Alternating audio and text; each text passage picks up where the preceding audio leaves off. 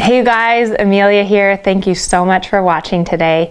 Today we're talking about your test and how to interpret your test once you ride your test and you get the judge's sheet from the office.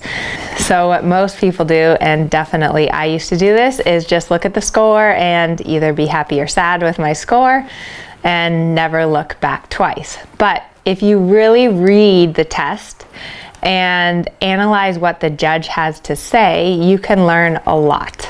It can be a super useful tool, almost like a lesson. Okay, so we're gonna look at, this is 4th level test 3 from my show last weekend. So first off, when you look at your test, you will see at the top, like here, see under 4th level test 3, there's purpose. So let me read to you the purpose. Is to confirm that the horse demonstrates correct basics and has developed sufficient suppleness, impulsion, and thoroughness to perform the 4th level tests, which have a medium degree of difficulty. The horse remains reliably on the bit, showing clear uphill balance and lightness as a result of improved engagement and collection. The movements are performed with greater straightness, energy, and cadence than at 3rd level. So the purpose of this test really, it goes back to the training scale, which you all should really go back and review and learn that. I'm going over that a lot in my course, so also check out my online course if you want to learn more about the training scale. And this purpose changes at different levels. So like at training level, the purpose is obviously more basic than at 4th level. So then the next thing that you'll notice is you'll see a little box that says introduce. So next to purpose, we have that box that says introduce. So for this test, we introduce tempi changes every 3rd stride. This is the first time that you get tempi changes every 3rd stride. You also have a 10-meter half circle in counter canter, and you have a half working pirouette in canter. So those are the new movements that show up in 4-3.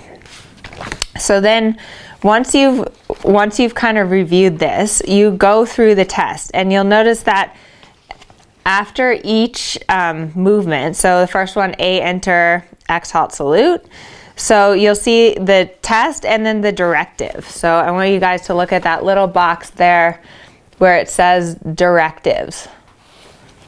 That little box where it says directives. So it says, and the directives are what the judge is looking at to give you a score. So it's really important to read these so you can tell what you need to do to get a good score. So the directive for the entrance is engagement, collection, and quality of the gait. So I need to have a good quality canter coming in, and then I halt, and then a good quality trot going out. Well-defined transitions, straightness, attentiveness, and immobility, minimum of 3 seconds. So this directive tells me exactly what I need to do if I want to get a 10. And often people don't read these. So let's read a couple other directives. So we have C-track left, and then we have an extended trot. So the directive for extended trot, utmost ground cover with lengthening of frame, engagement, elasticity, suspension, straightness, and uphill balance. So again, in an extended trot, you want to really get that ground cover. You want to get lengthening of the frame also. So like that your horses should get a little longer in the extended, but then they have to come back and get shorter again at the end. So it's testing that elasticity of the top line. Let's look at a couple other directives which are interesting. Okay, so if we read the directive for the half pass. So we have here H to X, half pass left. What the judge is looking for in the half pass is alignment, bend, fluency, and crossing of the legs, engagement, and collection. You can see that? I'm not sure if I'm showing you the right place. So in that half pass, you know, one thing to really think about is fluency. This is hard for me. I tend to just want to like kind of kick my horse over, and you've got to keep it fluid and keep the rhythm. What else can we talk about?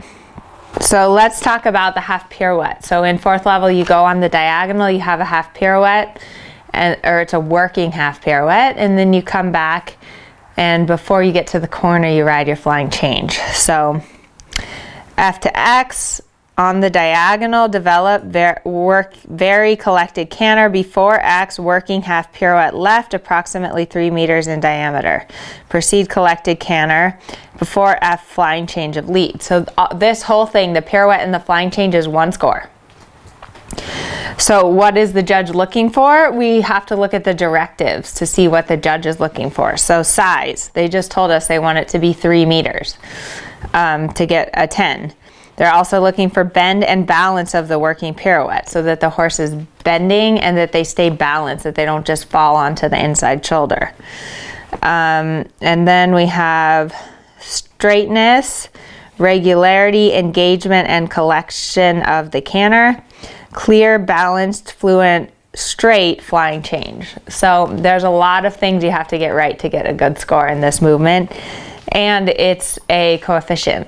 So this is a hard one, and you should pay attention to it. Okay, so that's all that. Now let's look at the collective marks. The collective marks are also super important to look at. Here are the collective marks. So first one, gaits, freedom and regularity. So you get a score for your horse's gait, so walk, trot, canter. Second one, impulsion, desire to move forward, elasticity of the steps, suppleness of the back, engagement of the hindquarters. So a lot of these words are involved in the training scale, and go back and review the training scale. It's such a good tool. You have to know the training scale inside and out. Okay, submission. I think of submission as the front of the horse, like the brain of the horse. Willing, cooperation, harmony, attention and confidence, acceptance of the bit and aid, straightness, lightness of the forehand, and ease of movements. So that's your submission score. Then we have rider position and seat. So alignment, posture, stability, weight placement, following the mechanics of the gaits. So this is super important. You get a whole score on your rider position. So all of you guys have to work on your rider position. Again, my course really goes into rider position a lot. So let's talk about alignment. That means ear, shoulder, hip, heel in a line. That means a straight line from your elbow to the horse's mouth. That means that you're not crooked, that you sit straight in the saddle. Posture, again, stretching up tall, sticking your stomach out, pulling your shoulder blades down and back to your spine. Stability, so the judge does not want to think that you're going to fall off. You have to look stable and secure up there. Weight placement, so this is an interesting one to talk about. So weight placement means that you're not too far forward and you're not too far back. That you're not leaning to one side or the other. And the judge also watches really in your lateral movement. So in your shoulder in your circles, and in your half pass, you need to be on the inside seat bone.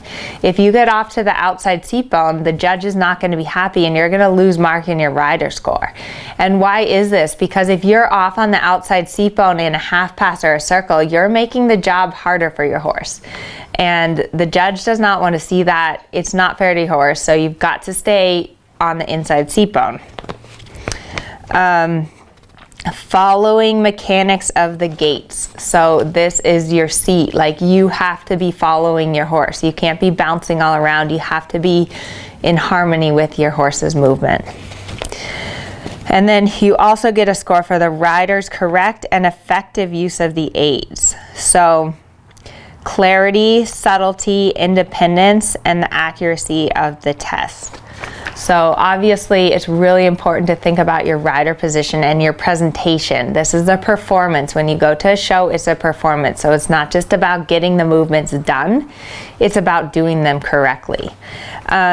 So then, of course, once you go through this, is also look at your marks. So what, whether you got a 6 or a 7 or 8 or whatever the mark is. And then also the judges' comments. And study your test this year, because you can learn a lot. It's like a free lesson. So I'm gonna do it. I want you guys to do it. Look at the patterns, look for improvement, and good luck this show season. Oh, don't forget to subscribe to my email list. I'm sending out awesome emails, and also check out my online course. Thanks, guys.